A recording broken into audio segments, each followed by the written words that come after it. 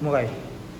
Assalamualaikum warahmatullahi wabarakatuh, anak-anak. Waalaikumsalam warahmatullahi wabarakatuh.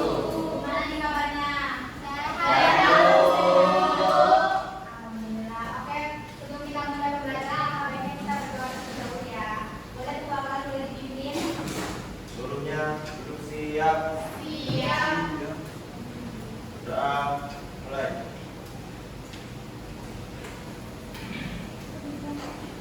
Doa selesai. Ada kita hadir nggak hari ini? Hadir semua, Bu. Oke, kita hadir semua ya. Iya. Ada yang masih ingat nggak sih kita minggu kemarin itu membahas materi apa? Saya, Bu. Apa? Tentang perusahaan jasa, Bu. Ya, terus kali pada hari ini kita akan melanjutkan ke perusahaan dagang. Kemarin kita sedang memasuki perusahaan jasa. Oke, di sini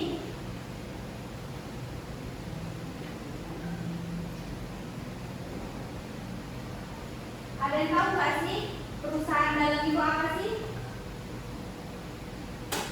Bangunan, Bu. Ya, benar sekali ya. Lebih jelasnya kita masuk materi aja langsung ya. Ya, Bu. Ya, Bu. Oke, di sini ada siklus akuntansi perusahaan dagang. Nah, di sini ada tujuan pembelajaran. Yang pertama itu ada peserta didik dapat menjelaskan pengertian siklus akuntansi perusahaan dagang.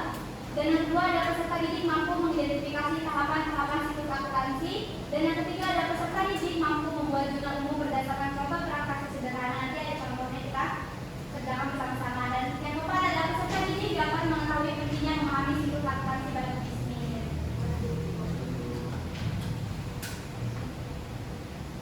Nah, di sini kita menggunakan metode pembelajaran discovery learning, yaitu ada ceramah, tanya jawab, diskusi kelompok, dan latihan individu. Nah, apa itu perusahaan dagang?